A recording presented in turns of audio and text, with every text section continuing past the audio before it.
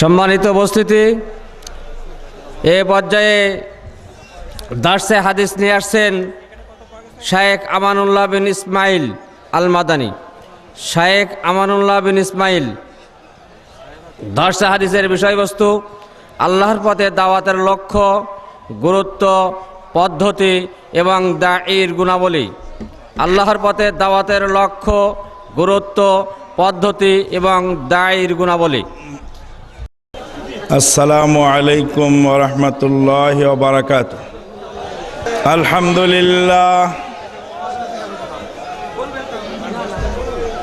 আলহামদুলিল্লাহ নাহমাদুহু ওয়া নাস্তাঈনুহু ওয়া নাস্তাগফিরুহু ওয়া নু'মিনু বিহি ওয়া নাতাওয়াক্কালু আলাইহি ওয়া নাউযু বিল্লাহি মিন শুরুরি আনফুসিনা ওয়া মিন সাইয়্যাতি আমালিনা। من يهده الله فلا مضل له ومن يضلل فلا هادي له وأشهد أن لا إله إلا الله وحده لا شريك له وأشهد أن محمدا عبده ورسوله صلى الله عليه وسلم الذي أرسله بالحق بشيرا ونذيرا وداعيا إلى الله بإذنه وسراجا منيرا. أما بعد فإن خير الحديث كتاب الله وخير الهدي هدي محمد صلى الله عليه وسلم وشر الأمور محدثاتها وكل محدثة بدعة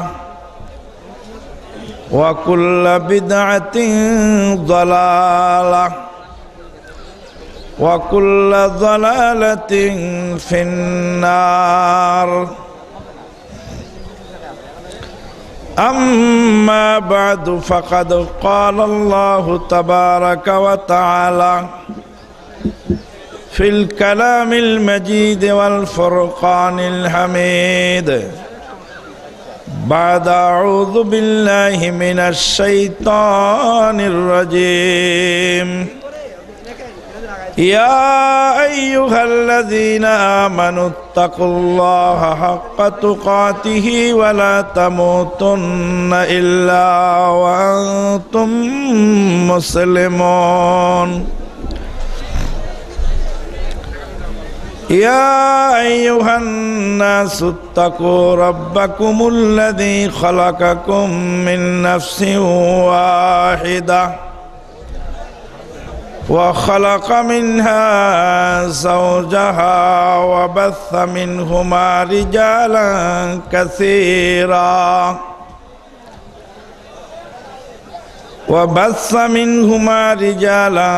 كثيرا ونساء واتقوا الله الذي تساءلون به والأرحام إن الله كان عليكم رقيبا. يا أيها الذين آمنوا اتقوا الله وقولوا قولا سديدا يصلح لكم أعمالكم ويغفر لكم ذنوبكم ومن يطع الله ورسوله فقد فاز فوزا عظيما. عن أبي هريرة رضي الله تعالى عنه قال قال رسول الله صلى الله عليه وسلم من دعا إلى هدى كان له من الأجر مثل أجور من تبعه لا ينقص ذلك من أجورهم شيئا ومن دعا إلى ضلالة كان عليه من الإثم مثل آثام من تبعه لا ينقص ذلك من آثامهم شيئا. رواه مسلم. وفي مشكات باب الاعتصام بالكتاب والسنة رقم الحديث 158 أو كما قال عليه الصلاة والسلام। সম্মানিত দিনী বৈঠকের দিনী ভাই ও বোনেরা, আহলে হাদিস আন্দোলন বাংলাদেশ আহলে হাদিস যুব সংঘের যৌথ উদ্যোগে আয়োজিত এই বাৎসরিক তাবলিগি ইজতেমা 2014-তে আপনাদেরকে সাদর অভিনন্দন জানানো হচ্ছে। এক্ষণে আমি আপনাদের সামনে নিয়ে আসছি দারসে হাদিস। প্রথমে আমি যে হাদিস পেশ করেছি সহিহ মুসলিমের, হাদিসের বর্ণনাকারী রাবি আবু হুরায়রা রাদিয়াল্লাহু তাআলা আনহু। আবু হুরায়রা রাদিয়াল্লাহু তাআলা আনহু তার উপনাম, মূল নাম ইসলাম কবুল করার পূর্বে ছিল আব্দ শামস। ইসলাম গ্রহণ করার পরে তার নাম হয়েছিল আব্দুর রহমান বিন সাখর আদ-দাউসি রাদিয়াল্লাহু তাআলা আনহু ওয়া আরদাহু। সবচেয়ে বেশি হাদিস বর্ণনাকারী এই সাহাবী, তার অনেক মর্যাদা। খয়বারের যুদ্ধের দিনে তিনি ইসলাম গ্রহণ করলেন। মাঝহাবি ভাইদের কাছে এই সাহাবী সম্পর্কে একটা বদনাম আছে। মাঝহাবিরা যখনই তাদের মাঝহাবের বিরুদ্ধে কোনো হাদিস পান তো খুঁজে দেখেন যে এই হাদিসটাকে কিভাবে দমন করা যায়। দমন করার অপকৌশলের ভিতরে এটাও খুঁজে দেখেন যে ওই বর্ণনাকারী সাহাবী আবু হুরায়রা রাদিয়াল্লাহু তাআলা আনহু কি না। যদি আবু হুরায়রা রাদিয়াল্লাহু তাআলা আনহু হয়ে থাকেন তো বলেন যে আবু হুরায়রা রাদিয়াল্লাহু তাআলা আনহু গায়রে ফাকিহ ছিলেন। গায়রে ফাকিহ মানে বিচক্ষণতার অভাব ছিল তার। 1400 বছর পরে এসে বুদ্ধিমত্তা ও বিচক্ষণতার ঢেঁকি হয়ে সেজেছেন ওনারা। জলিলুল কদর সাহাবী আবু হুরায়রা রাদিয়াল্লাহু তাআলা আনহুকে গায়রে ফাকিহ বলে নিজের মাযহাবকে টিকানোর অপচেষ্টায় লিপ্ত থাকেন। আবু হুরায়রা রাদিয়াল্লাহু তাআলা আনহু তাকে গালি দিয়ে এবং তার সম্পর্কে কটু মন্তব্য করে মিশরের একজন কুখ্যাত লেখক, ঘটনাটা ভালো করে শুনবেন এবং এই ঘটনাটা প্রচার করবেন। যে যেখানে সুযোগ পান এই ঘটনাটা প্রচার করবেন। মিশরের একজন কুখ্যাত লেখক, তার নাম হলো আবু রাইয়া। আবু রাইয়ার আর একজন বন্ধু মানুষ, তার নাম হলো আব্দুল হাকিম হাম্মাদা। আব্দুল হাকিম হাম্মাদা আবু রাইয়ার বন্ধু। মিশরের কুখ্যাত লেখক আবু রাইয়া আবু হুরায়রা রাদিয়াল্লাহু তাআলা আনহুর বিরুদ্ধে একখানা বই লিখেছেন। এ লেখক তাসলিমা নাসরিনের চেয়েও খারাপ। এ লেখক তাসলিমা নাসরিনের চেয়েও খারাপ। এ লেখক তাসলিমা নাসরিনের চেয়েও খারাপ। কারণ রাসূলুল্লাহ সাল্লাল্লাহু আলাইহি সাল্লামের জলিলুল কদর সাহাবী, যিনি জীবন বিসর্জন দিয়েছেন ইসলামের খেদমতে। আবু হুরায়রা রাদিয়াল্লাহু তাআলা আনহু বলেন যে ক্ষুধার যাতনা সহ্য না করতে পেরে বহুদিন যাবৎ মদিনার অলিতে গলিতে আমি বেহুশ হয়ে পড়ে যেতাম।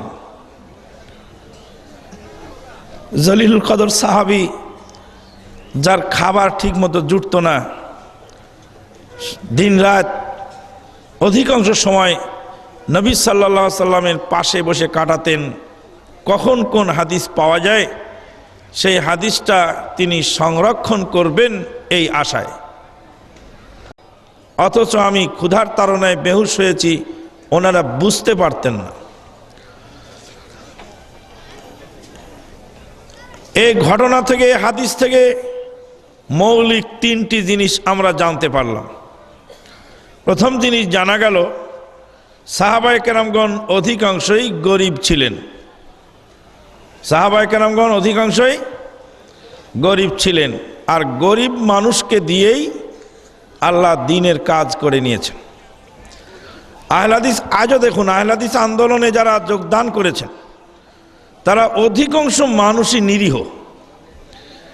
গ্রামের হোমরা চোমরা এলাকার শক্তিশালী, প্রভাবশালী, প্রতিপত্তিশীল, পয়সাওয়ালা লোকগুলি হয় বেদাতীদের সাথে আছে, অথবা আহলে হাদিস জামাতের অন্যান্য ভাই যারা বেদাতের সাথে আপোষ করছেন, শিরকের সাথে আপোষ করছেন, তাদের সাথে আছে। আর আহলে হাদিস আন্দোলন যারা করছেন তারা অধিকাংশ নিরীহ মানুষ, সাদা সিধা, সরল সোজা, টাকা পয়সা নাই, দুনিয়ার প্রভাব প্রতিপত্তি নেই। বলছিলাম হাদিস থেকে তিনটা জিনিস আমরা শিখলাম। এক নাম্বার শিখলাম যে সাহাবায়ে কেরামগণ অধিকাংশই গরিব ছিলেন। দুই নাম্বার জিনিস শিখলাম, তাদের নিজেদের অভাবের কথা অপরের কাছে প্রকাশ করতেন না। যদি প্রকাশ করতেন তাহলে মিরিগির রুগী মনে করে পানি ঢালতেন না। এই হাদিস থেকে আরো শিখা গেল, নবী সাল্লাল্লাহু আলাইহি ওয়াসাল্লামের সাহাবায়ে কেরামগণ গায়েব জানতেন না। গায়েব জানলে কি কারণে বেহুশ হয়েছেন তারা বুঝতে পারতেন। তারা ক্ষুধার তাড়নায় বেহুশ সাহাবীকে মৃগীর রোগী মনে করে পানি ঢালতেন। বন্ধুগণ, আবু হুরায়রা রাদিয়াল্লাহু তাআলা আনহুর বিরুদ্ধে কুখ্যাত লেখক আবু রাইয়া বই লিখলেন।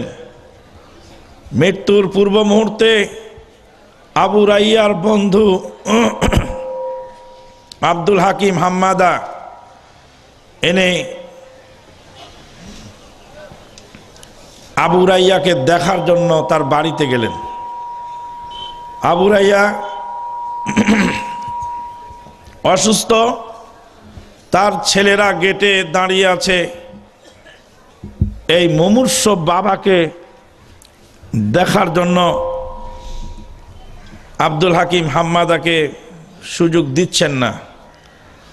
আব্দুল হাকিম হাম্মাদা জোরপূর্বক বাড়িতে ঢুকলেন। তিনি বলছেন, জোরপূর্বক বাড়িতে ঢুকলাম, বললাম তোর বাপের সাথে আমার জীবনের বন্ধুত্ব, আর আজকে মৃত্যুর পূর্ব মুহূর্তে তোর বাপকে এক নজর দেখতে পাবো না, এটা কেমন কথা? জোরপূর্বক বাড়িতে ঢুকে দেখি আবু রাইয়ার চেহারা বিকৃত হয়ে গেছে। ইন্না লিল্লাহি ওয়া ইন্না ইলাইহি রাজিউন।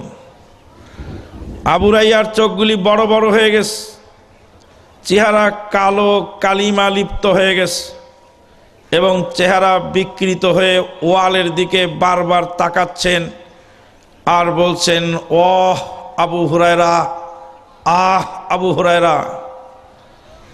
এমনভাবে আওয়াজ হচ্ছে, মনে হচ্ছে যে সে ওয়ালের সাথে আবু হুরায়রা সাহাবীকে দেখতে পাচ্ছে এবং সাহাবী আবু হুরায়রা কোনো কিছু হাতে নিয়ে তাকে প্রতিশোধ নেওয়ার জন্য মারতে আসছেন। এই দৃশ্য দেখে সে চিৎকার করে উঠছে। আব্দুল হাকিম হাম্মাদা বলেন, আমি খুব দ্রুত গতিতে ওখান থেকে বেরিয়ে পড়লাম। মক্কায় এসে হজ সফরে মদিনা ইউনিভার্সিটির প্রফেসর, হাদিস ফ্যাকাল্টির ডিন ডক্টর জিয়াউর রহমান আল আজমি সাহেবের কাছে এই ঘটনাটি তিনি বর্ণনা করে বললেন, ডক্টর জিয়া, তুমি পৃথিবীর যে দেশেই যাও সে দেশেই এই ঘটনাটা প্রচার করবে, যাতে লোকেরা বুঝতে পারে যে সাহাবীকে গালি দিলে বা সাহাবীদের সম্পর্কে কটু মন্তব্য করলে তার পরিণতি কি হয়। মদিনা ইউনিভার্সিটির হাদিস ফ্যাকাল্টির ডিন ডক্টর জিয়াউর রহমান আল আজমি তিনি মদিনা ইউনিভার্সিটির অডিটোরিয়ামে এই ঘটনাটি আমাদের শোনালেন। আর বললেন, বাবারা তোমরাও পৃথিবীর যে প্রান্তে যাও এই ঘটনাটা প্রচার করো। একদিন আমি তার কাছে গেলাম, গিয়ে বললাম, স্যার এই ঘটনাটি আপনার হাতে আপনি আমাকে লিখে দিন। তখন তিনি লিখে দিলেন, যেটা আমার লাইব্রেরিতে আমি সংরক্ষণ করে রেখে দিয়েছি। বলতেছিলাম যে আপনারাও মেহেরবানি করে এই ঘটনাটি যেখানেই সুযোগ পাবেন তাদেরকে শোনাবেন এবং তাদেরকে বলে দিবেন তারাও যেন অপরের কাছে এই কথাটি প্রচার করে। প্রখ্যাত সাহাবী আবু হুরায়রা রাদিয়াল্লাহু তাআলা আনহু বর্ণনা করেন, রাসূলুল্লাহ সাল্লাল্লাহু আলাইহি ওয়াসাল্লাম বলেন, মান দাআ ইলা হুদান, যে ব্যক্তি যে কেউ ডাকলো, আহ্বান করলো, ইলা হুদান, হেদায়েতের দিকে, কানা লাহু মিনাল আজরি, তার জন্য রয়েছে পুরস্কার, মিথলু উজুরি মান তাবিআহু, ওই পরিমাণ যে পরিমাণ পুরস্কার পাবেন তার অনুসারীগণ। লা ইয়ানকুসু যালিকা মিন উজুরিহিম শাইআ, আর এ কারণে তাদের কোনো পুরস্কার বা সওয়াব কম হবে না। ওমান দাআ ইলা দালালাতিন কানা আলাইহি মিনাল ইসমি মিসলু আসামি মান তাবিআহ, যে ব্যক্তি ভ্রষ্টতার দিকে ডাকলো তার জন্য রয়েছে এ পরিমাণ পাপ, যেই পরিমাণ পাপ কামাই করবে তার অনুসারীগণ। এক্ষেত্রে তাদের পাপ থেকে কোনো একটু অংশ কম করা হবে না। হাদিসটি বর্ণনা করেছেন ইমাম মুসলিম বিন হাজ্জাজ আল কুশাইরি রাহমাতুল্লাহ আলাইহি তার সহিহ মুসলিমে। মেশকাতে হাদিস পাবেন বাবুল ইহতিসামে বিল কিতাবি ওয়াস সুন্নাহ, হাদিস নম্বর 158। উপস্থিত দিনী ভাই ও বোনগণ, মান দাআ,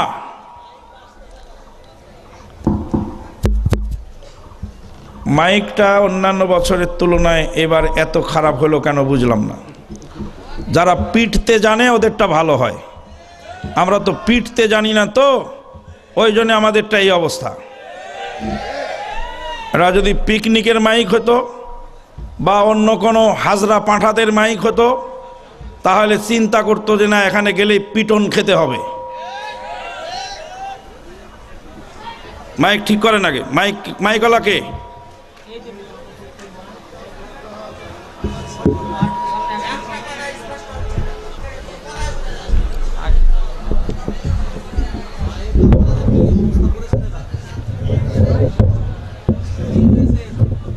দেখো না তুমি, তোমাকে পিটায় বুঝাতে হবে। দেখো না তুমি কি হয়েছে, আবার বলো কি হয়েছে।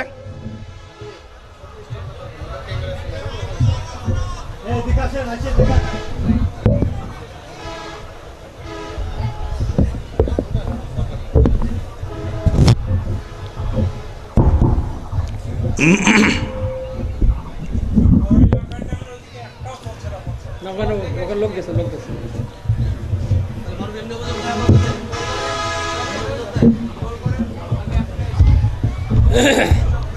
জি হ্যাঁ, হাদিসের শব্দ হলো মান দাআ ইলা হুদান।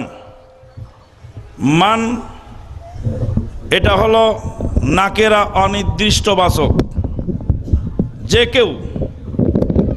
যে কেউ আহ্বান করলো ইলা হুদান, হেদায়েতের দিকে। মান দাআ ইলা হুদান, যে কেউ আহ্বান করলো হেদায়েতের দিকে। তাহলে যে কেউ বলতে পৃথিবীর সকল মুসলিম দাওয়াতি কাজে অংশগ্রহণ করতে পারবে। নবী সাল্লাল্লাহু আলাইহি ওয়াসাল্লাম বলেন, বাল্লিগু আন্নি ওয়ালাউ আয়া, আমার পক্ষ থেকে পৌঁছিয়ে দাও যদি একটি আয়াতও তোমার জানা থাকে। তাহলে পৃথিবীর বুকে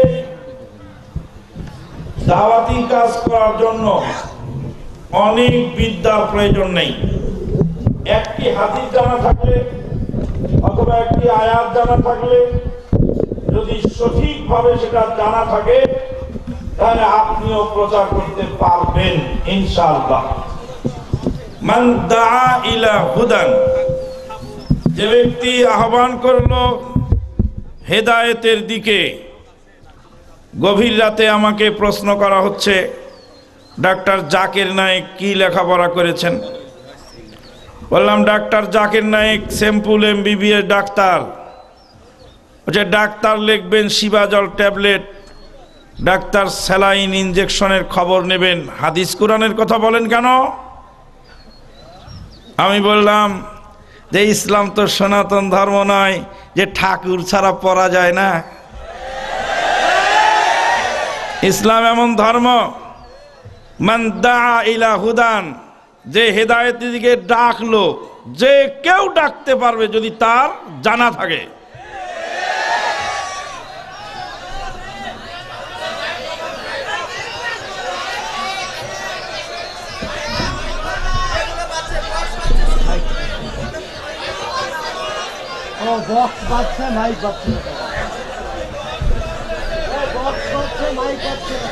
আচ্ছা, আপনারা 5 মিনিট ধৈর্য ধারণ করেন, 5-10 মিনিট ধৈর্য ধারণ করেন। আমরা একটু সময় নেই নাকি? 5 মিনিটে ঠিক হবে কি নাকি 10 মিনিট? মাইকগুলি বাজে না কেন দেখেন, আপনারা খেয়াল করেন।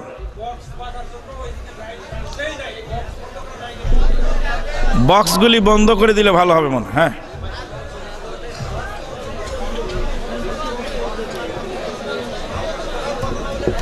আচ্ছা, বক্স বন্ধ হয়েছে, এখন দেখেন শোনা যায়? আলহামদুলিল্লাহ।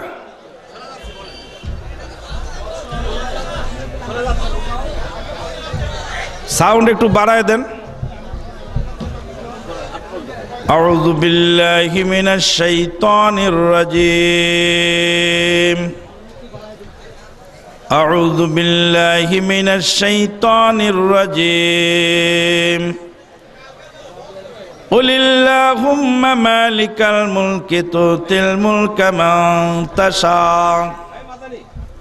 ওয়া তুইজ্জু মান তাশা ওয়া তুযিল্লু মান ওয়া তানজিউল মুলকা মিম্মান তাশা ওয়া তুইজ্জু মান তাশা ওয়া তুযিল্লু মান তাশা বিয়াদিহিল খায়র, বিয়াদিহিল না বিয়াদিকাল, বিয়াদিকাল খায়রু ওয়া হুয়া আলা কুল্লি শাইইন কাদির। তুলিজুল লাইলা ফিন নাহারি ওয়া তুলিজুন নাহারা ফিল লাইল ওয়া তুখরিজুল হাইয়া মিনাল মাইয়িতি ওয়া তুখরিজুল মাইয়িতা মিনাল হাই ওয়া তারযুকু মান তাশাউ বিগাইরি হিসাব। শোনা যায়? শোনা যায়? আলহামদুলিল্লাহ, আলহামদুলিল্লাহ বলেন।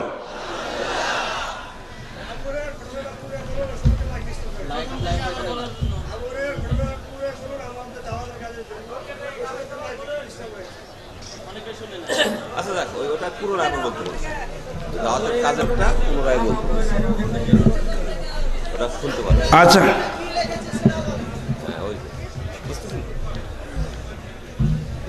আবু রাইয়ার ঘটনা হলো, আবু রাইয়া মিশরের কুখ্যাত লেখক। আমাদের মাঝহাবি ভাইদের মতো মাঝহাবি ভাইয়েরা যেমন আবু হুরায়রা রাদিয়াল্লাহু তাআলা আনহুকে গায়রে ফকিহ বলে গালি দিয়ে থাকেন।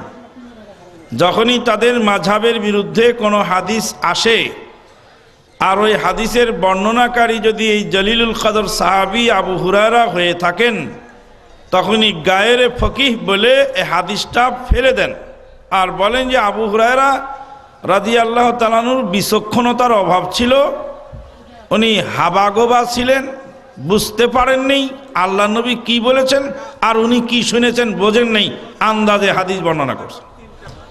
এই হলো তাদের কথার বক্তব্য। তো এই মাঝহাবিদের মতো মিশরের কুখ্যাত লেখক আবু রাইয়া জলিলুল কদর সাহাবী আবু হুরায়রা রাদিয়াল্লাহু তাআলা আনহুর বিরুদ্ধে একখানা বই লিখেছেন।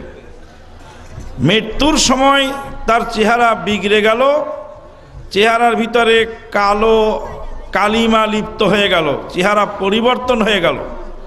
সে ওয়ালের দিকে তাকিয়ে আবু হুরায়রা বলে চিৎকার করতেছিল। আবু রাইয়ার বন্ধু আব্দুল হাকিম হাম্মাদা বাড়িতে ঢোকার চেষ্টা করছিলেন, কিন্তু তার ছেলেরা, আবু রাইয়ার ছেলেরা ঢুকতে দিচ্ছিল না। জোরপূর্বক ঢোকার পরে দৃশ্য দেখে তিনি ওখান থেকে সরে চলে এলেন। এসে মক্কা এসে মদিনা ইউনিভার্সিটির হাদিস ফ্যাকাল্টির ডিন ডক্টর জিয়াউর রহমান আল আজমি সাহেবের কাছে এই ঘটনা বর্ণনা করলেন। বর্ণনা করে বলছেন যে আবু রাইয়ার দৃশ্য দেখে মনে হচ্ছিল ওয়ালের উপরে আবু হুরায়রা রাদিয়াল্লাহু তাআলা আনহুর ছবি উনি দেখতে পাচ্ছেন। আর আবু হুরায়রা রাদিয়াল্লাহু তাআলা আনহু মনে হচ্ছে দৃশ্য দেখে যে কোনো ধারালো অস্ত্র বা কোনো কিছু নিয়ে এই গালির প্রতিশোধ নেওয়ার জন্য আবু রাইয়ার উপরে আক্রমণ করতে আসতেছে। মানুষ যেমন বাঘ দেখে চিৎকার করে, সাপ দেখে চিৎকার করে, ঠিক ওরকম ভয় পেয়ে আবু রাইয়া চিৎকার করছিল। এইভাবে করতে করতেই আবু রাইয়ার মৃত্যু হয়ে গেল। হে ডক্টর জিয়াউর রহমান আল আজমি, তুমি বিশ্বের সর্বত্র এই ঘটনাটি শুনিয়ে দাও। ডক্টর জিয়াউর রহমান আল আজমি মদিনা ইউনিভার্সিটির অডিটোরিয়ামে এই ঘটনাটি ব্যক্ত করে আমাদেরকে বললেন, বাবারা, তোমরা পৃথিবীর যত প্রান্তের ছাত্ররা আছো সবাই এই ঘটনা পৃথিবীর এ প্রান্ত থেকে ও প্রান্তে প্রচার করে বেড়াও। আমি তাকে বললাম যে আমাকে একটু লিখে দিন। উনি একটা কাগজে লিখে দিলেন এই ঘটনাটি। ওটা আমি আমার লাইব্রেরিতে রেখে দিয়েছি, সংরক্ষণে আছে। আপনাদেরকে আমি আজকে বলছি যে আপনারাও এই ঘটনাটি প্রচার করবেন যেখানে সুযোগ পান, এবং প্রচার করার পরে যাদের সামনে প্রচার করবেন তাদেরকেও বলবেন যে আপনারাও এটাকে প্রচার করবেন, যাতে সাহাবীকে গালি দিলে বা সাহাবীদের সম্পর্কে কটু মন্তব্য করলে কি করুণ পরিণতি হয় তাতে মানুষ বুঝতে পারে। এটা বলতেছিলাম। এরপরে হাদিসের ব্যাখ্যায় আমরা যাচ্ছিলাম।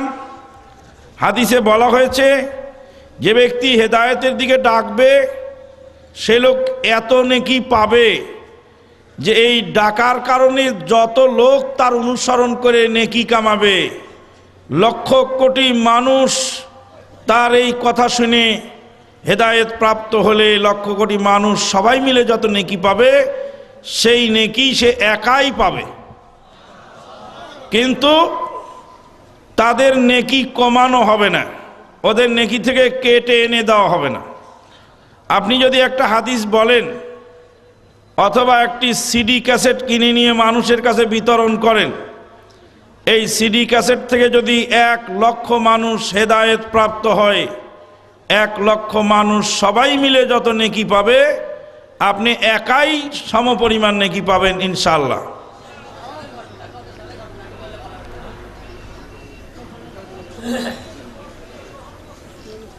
এভাবে প্রশ্ন করলে আর এভাবে উত্তর দিতে গেলে ওই বানি ইসরায়েলের সেই গাভীর মতো হবে, যে গাভীটা কেমন ছিল, তার রং কত ছিল, কেমন ছিল, লাস্টে গাভী আর পাওয়া যায় না। বোঝা গেল? প্রশ্ন উত্তরের অনুষ্ঠান পরে হবে ইনশাল্লাহ। আপনারা এখানে লিখিত জমা দিবেন, পরিচালকের কাছে জমা দিবেন। তো যেহেতু একটা প্রশ্ন অলরেডি হয়েই গেছে, 1999 সালে মদিনা ইউনিভার্সিটি থেকে আমি বেরিয়ে আসলাম। আমি ঘটনাটা শুনেছি 1998 সালে। এখন এর আগে কতদিনের ঘটনা, সমকালীন ঘটনা, অল্প দিনের ঘটনা, কিন্তু তারিখ সেই সময় আমিও জিজ্ঞেস করি নাই। আপনারা যে আমাকে জিজ্ঞাসা করবেন তা আমি বুঝতে পারিনি, তা না হলে তখন আমি জিজ্ঞাসা করে রাখতাম। তো যাই হোক, বলতেছিলাম যে ব্যক্তি ভ্রষ্টতার দিকে ডাকলো, এই ভ্রষ্টতার কারণে আল্লাহর নাফরমানি কাজ যত লোক করবে তত লোক যত পরিমাণ পাপ কামাই করবে, প্রথম আহ্বানকারীর ঘাড়ে সমপরিমাণ পাপ চাপানো হবে, অথচ এক্ষেত্রে ওদের পাপ কমানো হবে না। যেমন একটা মোমবাতিটা জ্বালায় নিলেন, ওই মোমবাতি থেকে যদি 1000 মোমবাতিও জ্বালান তো প্রথম মোমবাতির আগুন একটুও কমবে না। 1 কোটি মোমবাতি যদি জ্বালানো হয় তবুও কমবে না। প্রত্যেক মোমবাতির আলাদা আলাদা আগুন এসে যাবে, কিন্তু একটা থেকে আরেকটার কমানো হবে না। এখান থেকেই সহজে বোঝা যায় যে আল্লাহ রাব্বুল আলামিন তার মাখলুক আগুন, সে আগুনের ভিতরে এতটা ক্ষমতা দিয়েছেন, তাহলে আল্লাহ রাব্বুল আলামিন কত ক্ষমতাবান।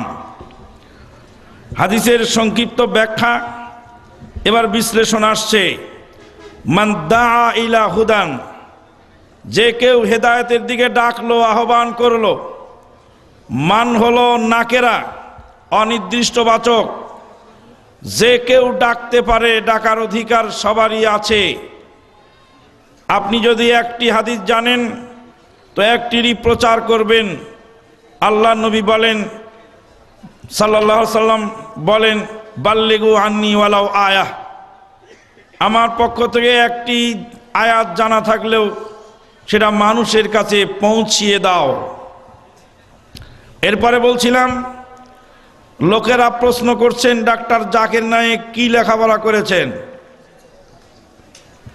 ওনার ডিগ্রি কি, উনি দারুল ইফতায় পড়েছেন কিনা, উনি মুফতি হয়েছেন কিনা, উলামায়ে দেওবন্দের আকাবেরিনদের কাছে গিয়ে উনি মাযহাব গ্রহণ করেছেন কিনা, শিষ্যত্ব গ্রহণ করেছেন কিনা।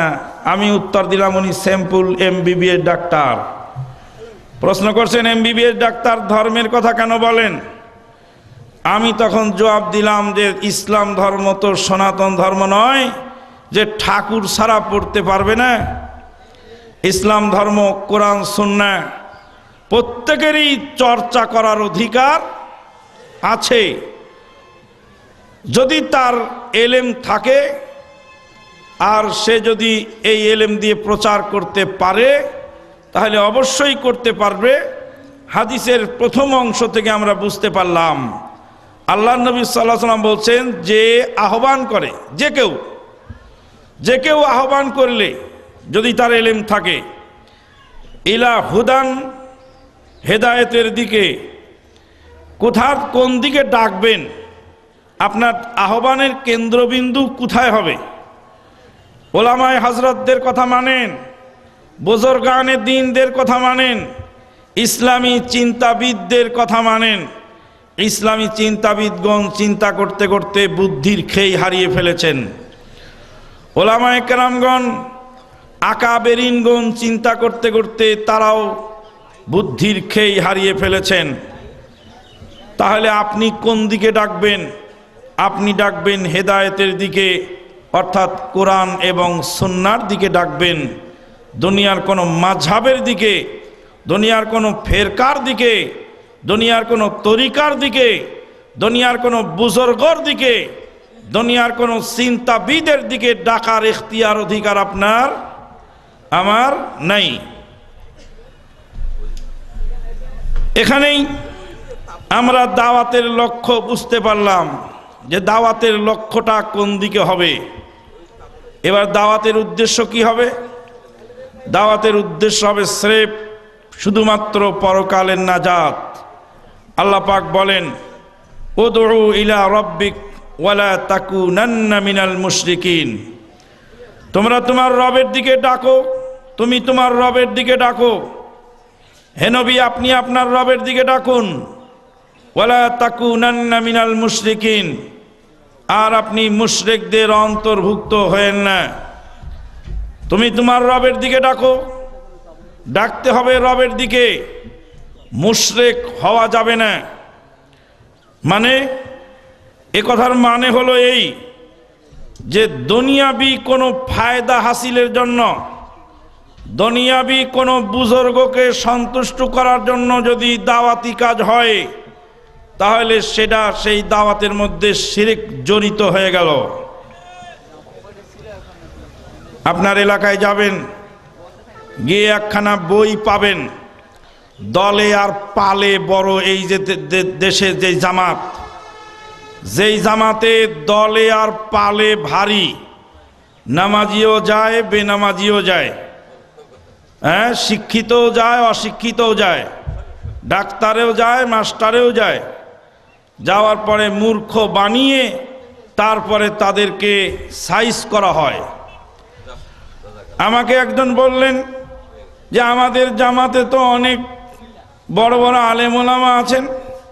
বললাম, আলেম ওলামাকে গিয়ে প্যারাই করে নেওয়া হয়, আগে প্যারাই করে নিয়ে ওদেরকে খাসি বানায় তারপর ওই জামাতে ভর্তি করা হয়। আমি আমানুল্লাহ বিন ইসমাইল আল মাদানিও যদি ওই জামাতে ভর্তি হই, তাহলে আমাকে ওই নেশাবের কেতাব হাতে দিয়ে বলা হবে যে এই কেতাব তুমি পড়ো, আর তোমার দাওয়াত যেন এই 6 উসুলের মধ্যে সীমাবদ্ধ থাকে, তোমার বিদ্যা বুদ্ধি আমরা শুনতে চাই না।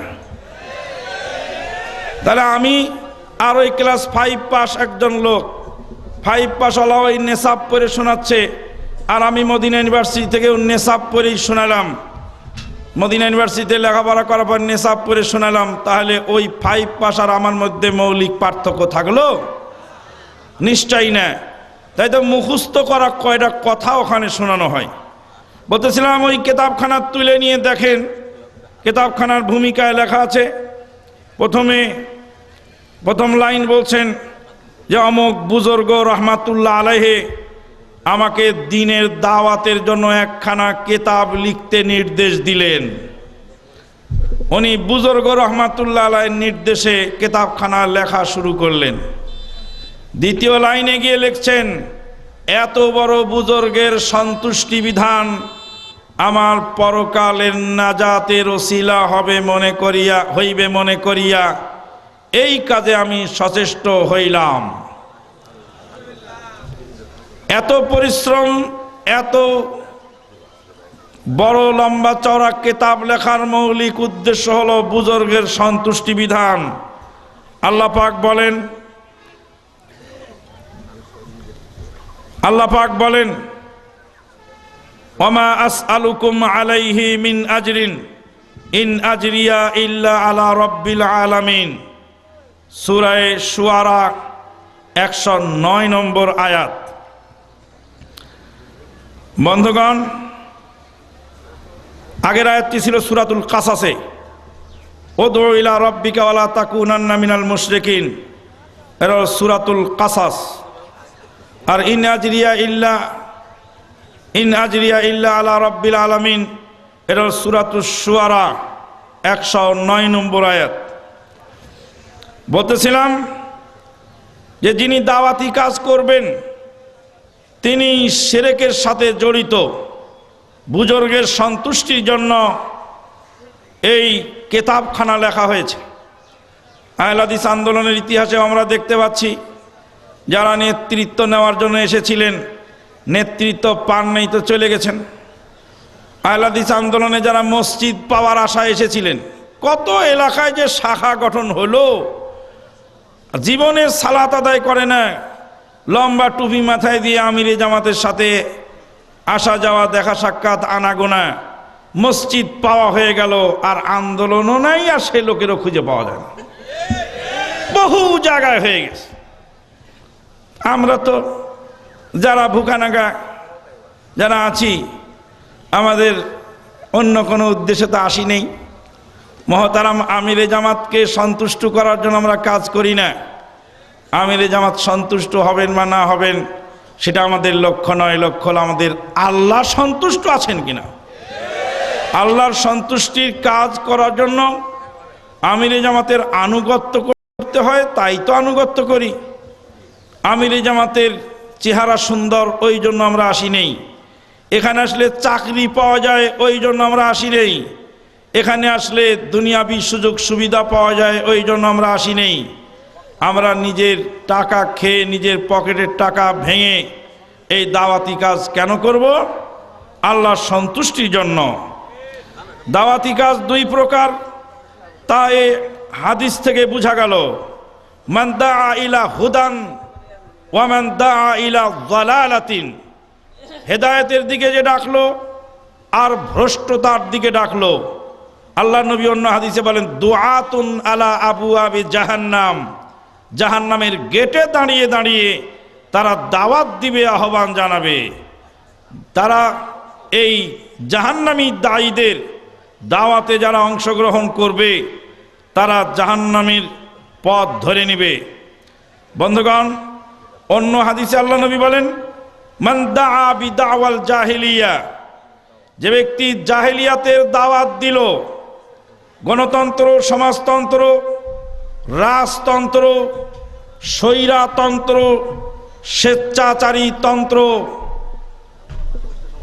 সমস্ত তন্ত্রমন্ত্র যা আছে এক কথায় সবই জাহেলিয়াত। এই জাহেলিয়াতের দিকে, ভৌগোলিক সীমারেখার দিকে, আঞ্চলিকতাবাদ, বর্ণবাদ, ভাষাবাদ, এই সমস্ত মতবাদের দিকে যারা ডাকবে, মান দাআ বিদাওয়াল জাহিলিয়া কানা মিন দুসা জাহান্নাম, আল্লাহর নবী বলেন সে জাহান্নামের খড়ি। জাহেলিয়াতের দিকে আহ্বান করা লোকের সংখ্যা নিতান্ত কম নয়। জাহেলিয়াতের দিকে যখন মানুষ ডাকছে, হাদিসটি এসেছে এই মুসনাদে আহমদে এবং তিরমিজিতে, মেশকাতে পাবেন 3694 নম্বর হাদিসে। এই দাওয়াতি কাজের গুরুত্ব আব্দুল্লাহ বিন আব্বাস রাদিয়াল্লাহু তাআলা আনহু, জলিলুল কদর সাহাবী, নবী সাল্লাল্লাহু আলাইহি সাল্লামের চাচাতো ভাই আব্দুল্লাহ বিন আব্বাস রাদিয়াল্লাহু তাআলা আনহু দাওয়াতি কাজে বের হলেন। দাওয়াতি কাজে যেতে যেতে হঠাৎ করে কিছু দূর যাওয়ার পরে এক আগন্তুক খবর দিল, আব্দুল্লাহ বিন আব্বাস রাদিয়াল্লাহু তাআলা আনহুর বাড়িতে তার বোন অথবা কন্যা অসুস্থ ছিল। বোন অথবা কন্যা অসুস্থ রেখে আব্দুল্লাহ বিন আব্বাস রাদিয়াল্লাহু তাআলা আনহু বের হলেন দাওয়াতি কাজে। পথিমধ্যে কিছু দূর যাওয়ার পরে আগন্তুক এসে খবর দিল, হে আব্বাসের বেটা আব্দুল্লাহ, তোমার বাড়িতে অসুস্থ সেই বোন অথবা অসুস্থ সেই মেয়ে, সে মারা গেছেন, তিনি ইন্তেকাল করেছেন। ইন্না লিল্লাহি ওয়া ইন্না ইলাইহি রাজিউন। আব্দুল্লাহ বিন আব্বাস রাদিয়াল্লাহু তাআলা আনহু বললেন, আমি দাওয়াতি কাজে বের হয়েছি, সামনের গ্রামে আমি দাওয়াতি কাজ দিব, এখন এখান থেকে আমি আর ফিরে যেতে চাই না। ঘোড়া থেকে নামলেন, ঘোড়াটা বাঁধলেন গাছের সাথে, তায়াম্মুম করে 2 রাকাত সালাত আদায় করে আল্লাহর কাছে দোয়া করে জানালেন, আল্লাহ তুমি আমার সেই মরহুমাকে মাফ করে দাও। যিনি খবর নিয়ে এসেছিলেন তাকে বললেন, মরা লাশের কাছে আমার আর কিছু নাই, আমার রবের কাছে যা বলার ছিল তা আমি বলে দিয়েছি, আমি দাওয়াতি কাজে চললাম, তোমরা ওকে দাফন করে দাও। দাওয়াতি কাজের গুরুত্ব সাহাবা আজমাইন এভাবে দিতেন। কানা লাহু মিনাল আজর, দাওয়াতি কাজের ফজিলত হলো যত মানুষ আপনার কথায় দাওয়াতি পথে আসবে তত মানুষের সমপরিমাণ সওয়াব আপনি কামাই করতে সক্ষম, যেটা পৃথিবীর অন্য কোনো ভালো কাজে সম্ভব নয়, যেটা দাওয়াতি কাজে সম্ভব। 2 নাম্বার হলো আদ-দাল্লু আলাল খায়রি কাফাইলিহি। 3 নাম্বার হলো উম্মতের খায়রিয়াত আল্লাহ পাক দান করবেন এই দাওয়াতি কাজে। আল্লাহ পাক বলেন, কুনতুম খায়রা উম্মাতিন উখরিজাত লিন-নাস, তোমরাই হলে উত্তম জাতি। উখরিজাত লিন-নাস, মানুষের কল্যাণে তোমাদেরকে সৃষ্টি করা হয়েছে। তা'মুরুনা বিল মা'রুফি ওয়া তানহাউনা আনিল মুনকার, ভালো কাজের আদেশ দিবে আর খারাপ কাজ থেকে তোমরা নিষেধ করবে।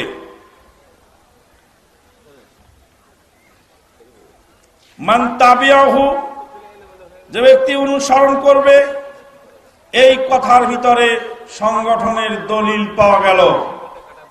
আজকে সংগঠনের বিরুদ্ধে অনেক ফতুয়াবাজি চলছে। সংগঠনকে বন্ধ করতে পারলেই এক এক করে গিলে গিলে খাওয়া সহজ হবে। যারা আজকে ফতুয়াবাজি করছেন, তাদের পূর্বপুরুষেরা এককালে ফতুয়া দিয়েছিল যে ইংরেজি শিখা হারাম।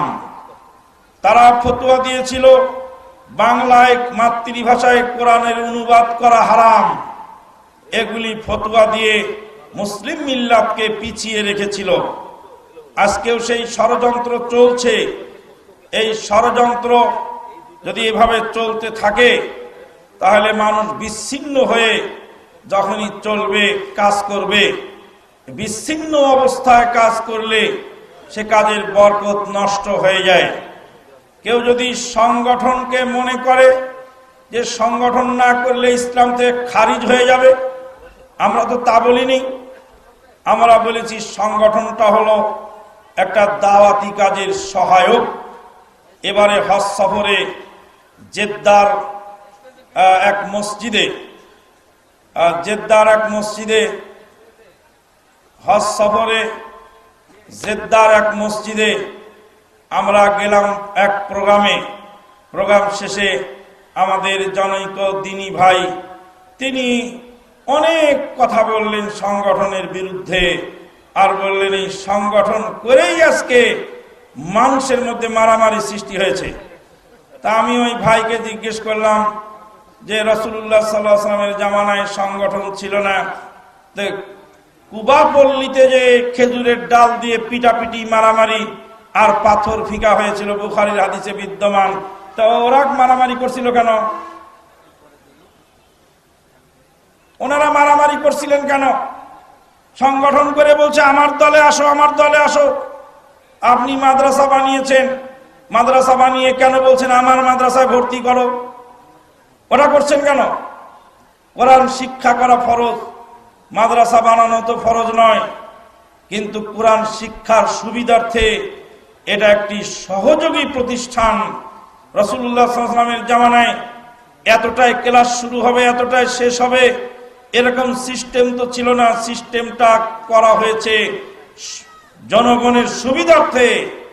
অতএব দাওয়াতি কাজ একা একা দিলে যতটা হয়, সংগঠনের মাধ্যমে দিলে অনেক দূর পর্যন্ত এর প্রসার লাভ করে, যারই ফলশ্রুতিতে আমরা সংগঠনের প্রয়োজনীয়তা অনুভব করছি।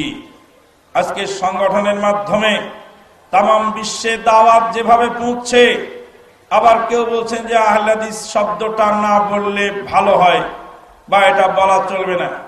আহলে হাদিস আন্দোলনের উপরে আক্রমণ তো চলছে, আবার আহলে হাদিসের নামের উপরে হামলা।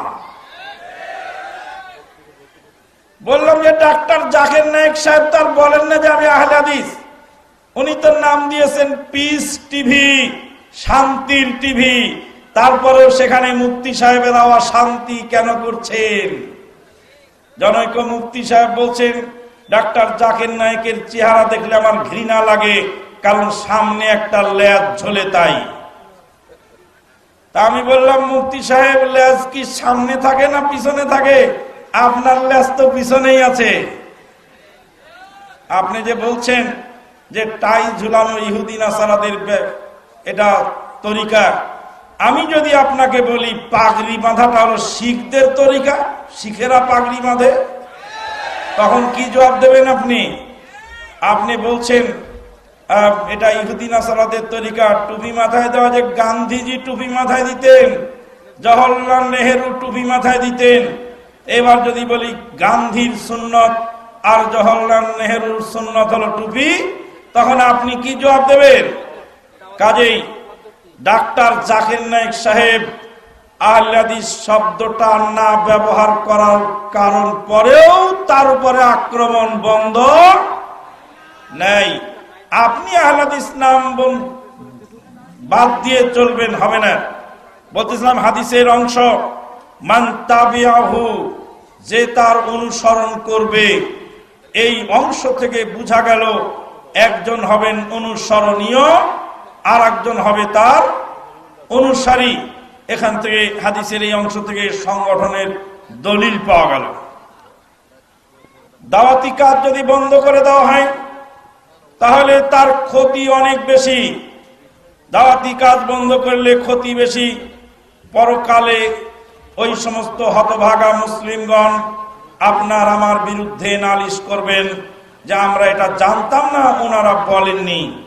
ওই জন্য আমাদেরকে বলতে হবে, জানাতে হবে, বলতে হবে, সবার কাছে বিষয়গুলি ক্লিয়ার করে দিতে হবে, যাতে পরকালে আমাদের বিরুদ্ধে কোনো দলিল পেশ করতে না পারে। আল্লাহ পাক বলেন, রাসূলাম মুবাশশিরিনা ওয়া মুনযিরিন লিআল্লা ইয়াকুনা লিন-নাসি হুজ্জাতুম বাদার রাসূল। আল্লাহ পাক রাসূল পাঠিয়েছেন শুভ সংবাদদাতা এবং সতর্ককারী হিসাবে, যাতে তাদের কাছে কোনো দলিল না থাকে রাসূল আসার পরে। তারা যেন এই কথা বলতে না পারে যে আমরা এটা জানি নাই বা বুঝি নাই। সহিহ বুখারীতে হাদিস আসছে, আল্লাহর নবী সাল্লাল্লাহু আলাইহি ওয়াসাল্লাম বলেন, যারা আল্লাহর নাফরমানি করে আর আল্লাহর নাফরমানিকে যারা নীরবে সহ্য করে দেখে, তাদের দৃষ্টান্ত হলো এমন যে একটি নৌকার মধ্যে, একটি জলজাহাজে দুই শ্রেণীর লোক উঠেছে, একদল নিচতলায়, একদল উপরতলায়। উপরতলারা, নিচতলার লোকেরা উপরে পানি আনতে যায়, ওরা বিরক্ত বোধ করে, জাহাজের তলা ফাটিয়ে পানি বের করে পান করবে। ওর হাত যদি না চেপে ধরে, ওকে যদি কাছ থেকে বাধা না দেয়, তাহলে দুই দলই ডুবে মরবে। দাওয়াতি কাজ বন্ধ রাখলে এরকম ক্ষতি হয়ে যায়। এরপরে আসছে দাওয়াত দাতা, যে দায়ীর গুণাবলী। দায়ীর গুণাবলী অনেক থাকতে হবে। এক নাম্বার থাকতে হবে, দায়ীর মধ্যে ইখলাস থাকতে হবে। ইখলাস যদি না থাকে তাহলে কোনো আমলেই বরকত হবে না। ইমাম বুখারী রাহমাতুল্লাহ আলাইহি সহিহ বুখারীর শুরুতে কিতাবুল ওয়াহি, কিতাব বাদিল ওয়াহি, ওয়াহির সূচনা অধ্যায় চয়ন করলেন, আর সেখানে হাদিস আনলেন, ইন্নামাল আমালু বিন্নিয়াত, নিয়তের হাদিস দিয়ে তিনি শুরু করলেন। ইমাম বুখারী রাহমাতুল্লাহ আলাইহি এখান থেকে আমাদেরকে জানালেন, বা আমরা তার কাছ থেকে বুঝতে পারলাম যে দাওয়াতি কাজ যখনই শুরু করব, বা যখনই তালিম তরবিয়ত শুরু করব, তালিম তরবিয়ত শুরু করার আগেই আমাদেরকে ইখলাসটা ঠিক করে নিতে হবে। আমাদের যদি ইখলাস থাকে তাহলে গোলমাল আর থাকে না। ইখলাস না থাকলে গোলমাল হয়। দুনিয়াতে যত গোলমাল, অধিকাংশ গোলমাল ইখলাস না থাকার কারণে। একটা ছোট্ট উদাহরণ দিই। মসজিদে গেছি সালাত আদায় করতে, যদি মসজিদে আল্লাহর সন্তুষ্টির জন্য সালাত আদায় করতে যাই, তাহলে তার কোনো গোলমাল নেই। যেখানে দাঁড়ালাম এক জায়গায় দাঁড়িয়ে সালাত আদায় করলে হয়ে গেল। কিন্তু মসজিদে ঢুকার আগেই মনে মনে নিয়ত যে ইমামতিটা আমাকে করতে হবে। তো মসজিদে ঢুকার আগেই করতে ঢুকলাম, যাতে ইমাম আমাকে দেখে মাদানী সাহেব আসছে, ইমামতিটা দেই। ইমামতি না দিয়ে উনি যায় নামাজে দাঁড়িয়ে গেলেন, ইমামতি করলেন। মনের ভিতরে খুব রাগ, এত দৌড়িয়ে আসলাম ইমামতি করার আশায়, কিন্তু ইমামতিটা তো পেলাম না। কিছুক্ষণ পরে একজন মুসল্লি বলে উঠলেন, ইমাম সাহেব, এত বড় মাদানী আলেম থাকতে তুমি ইমামতি করলে কেন? ওনাকে কি একটু সম্মান দেওয়া গেল না? তখন আমার মেজাজ শুরু হয়ে গেল।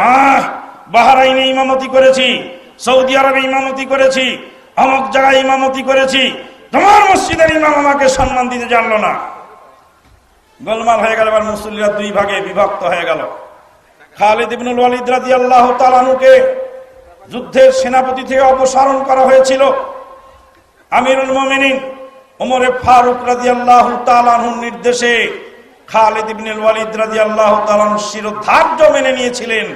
আজকে যত গোলমাল হচ্ছে সংগঠনের মধ্যে, অধিকাংশ গোলমাল শুরু হয়েছে আর অধিকাংশদের মধ্যেই নেতৃত্ব লোভীদের কারণে এটা ঘটেছে। বন্ধুগণ, আপনি রাগ করেন কেন? আপনাকে তো বলি না আপনার নেতৃত্বের লোভ নেই। আলহামদুলিল্লাহ, আপনি আমার এই কথার বাইরে। যে নেতৃত্বের লোভে যারা গোলমাল করেছে, যারা আমিত্ব ফলানোর জন্য গোলমাল করেছে, তাদেরকে বলেছি ইখলাস যদি থাকে তাহলে গোলমাল কমে যাবে। আমি আল্লাহকে সন্তুষ্ট করার জন্য যদি এখানে এসে থাকি, তা আমার খাবার জায়গা হলো কিনা, শোয়ার জায়গা হলো কিনা, থাকার জায়গা হলো কিনা, আমাকে আমার সাথে কথা বললেন কিনা, আমাকে মেহমানদারি করলেন কিনা, এরা তো আমার দেখার বিষয় নয়। আমির জামাত আমার সাথে কথা বলছেন কিনা, আমির জামাত আমাকে ডাকলেন কিনা, আমাকে নাস্তা পানি খেলালেন কিনা, আমাকে মূল্যায়ন করা হলো না। এই কথা ইবলিস বলেছিল। ইবলিস বলেছিল আনা খায়রুম মিনহু খালাকতানি মিন নারিন ওয়া খালাকতাহু মিন তিন। ইবলিস বলেছিল যে আল্লাহ, আপনি আমার মূল্যায়ন করতে পারলেন না গো। কেন? আমি হলাম আগুনের তৈরি, আমাকে আপনি আগুন দিয়ে তৈরি করছেন। আগুন জ্বালিয়ে দিলে উপরে ওঠে, আর মাটি উপরে ফেলে দিলে মাটিকে যতই উপরে চালিয়ে দেওয়া হয় ততই তার গতি নিচের দিকে আসে। অতএব আমাকে আপনি মূল্যায়ন করতে পারলেন না। এটা মিস্টার ইবলিসের ডায়লগ।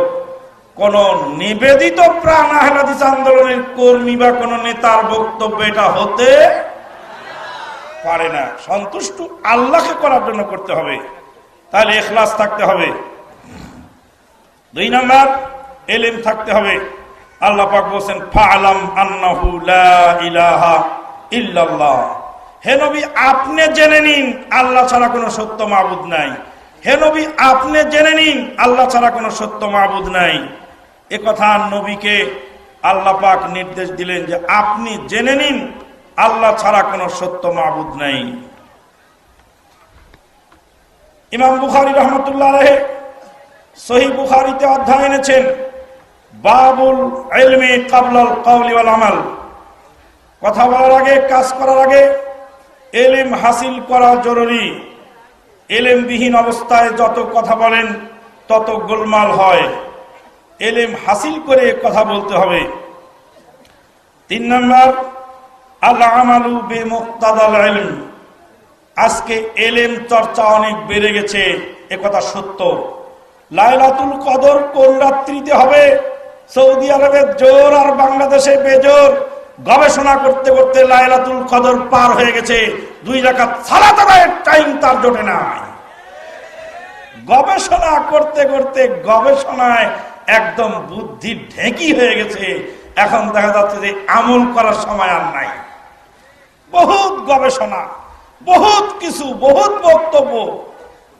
বন্ধুগণ, এ থেকে আপনাদেরকে আমাদেরকে সতর্ক থাকতে হবে। অনেক কথা এর ফাঁকে ফাঁকে রয়ে গেল, আপনারা বুঝে নেবেন। 4 নাম্বার হলো আল বাসিরা, জাগ্রত জ্ঞান। আল্লাহ পাক বলেন কুল হাদিহি সাবিলি আদউ ইলাল্লাহি আলা বাসিরাতিন। আমি যা বলি তা বুঝে বলি, আমি যা করি তা বুঝে করি।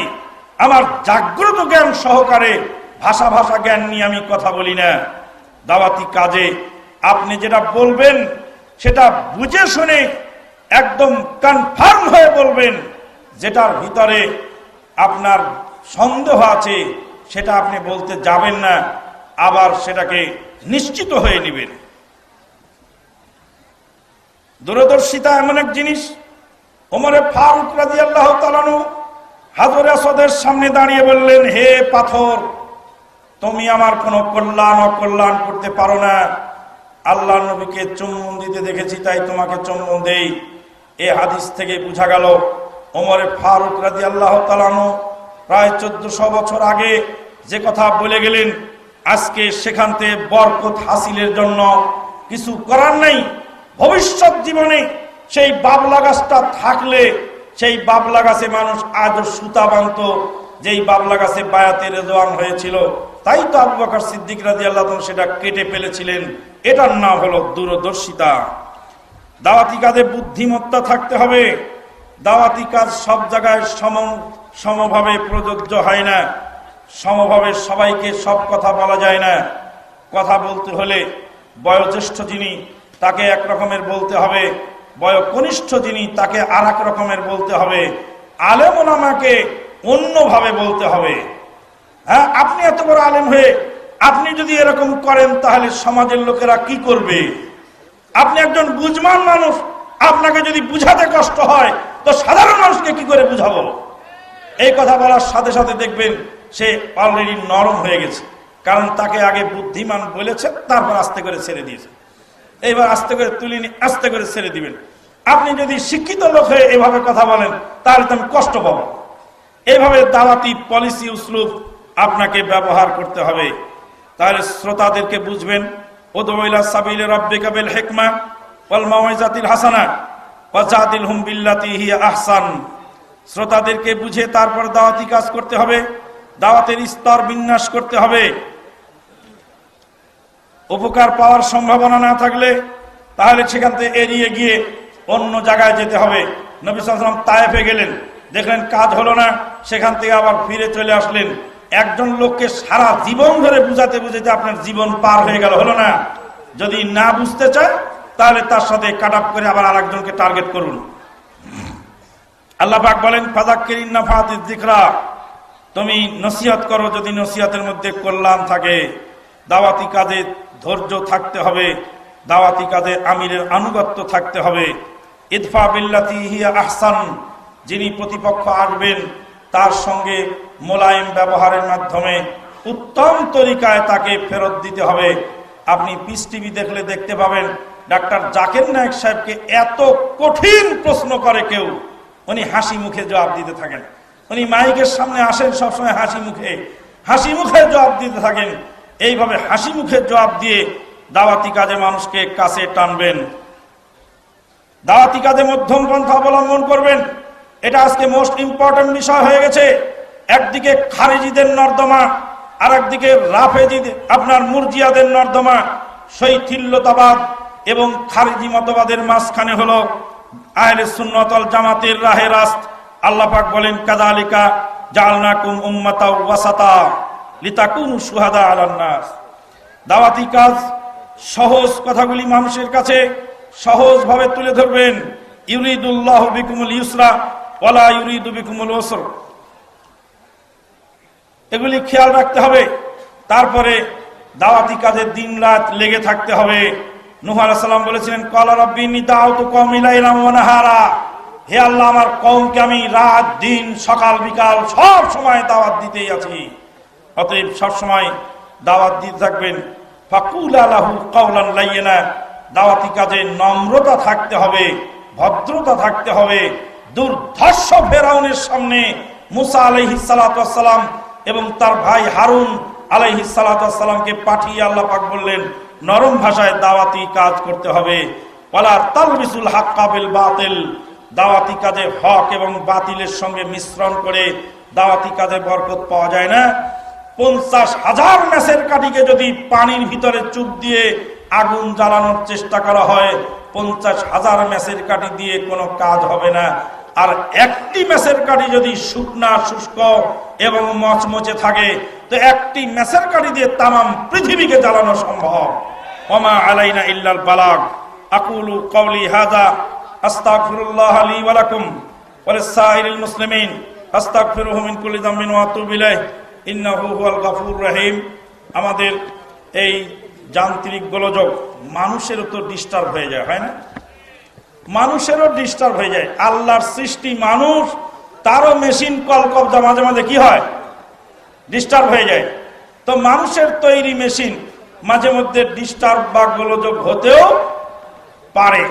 অতএব আমাদেরকে এক্ষেত্রে একটু পরামর্শ দিতে হবে আর একটু সবুর ও ধৈর্যের মাধ্যমে এগিয়ে যেতে হবে। ওমা আলাইনা ইল্লাল বালাগ। আবার কেউ হয়তো প্রশ্ন করবে যে আপনি তো শুরুতে গরম হয়ে গেছিলেন, একটু গরম হওয়ারও তার কাছে মৌমাছির মধু আছে, একটু হুলো আছে, একটু মধুও দিতে হবে, আর মাঝে মাঝে একটু হুলো বসাতে হবে। একটু হুল না দিলে হবে না যে। ওমা আলাইনা ইল্লাল বালাগ। আসসালামু আলাইকুম ওয়া রাহমাতুল্লাহি ওয়া বারাকাতুহু।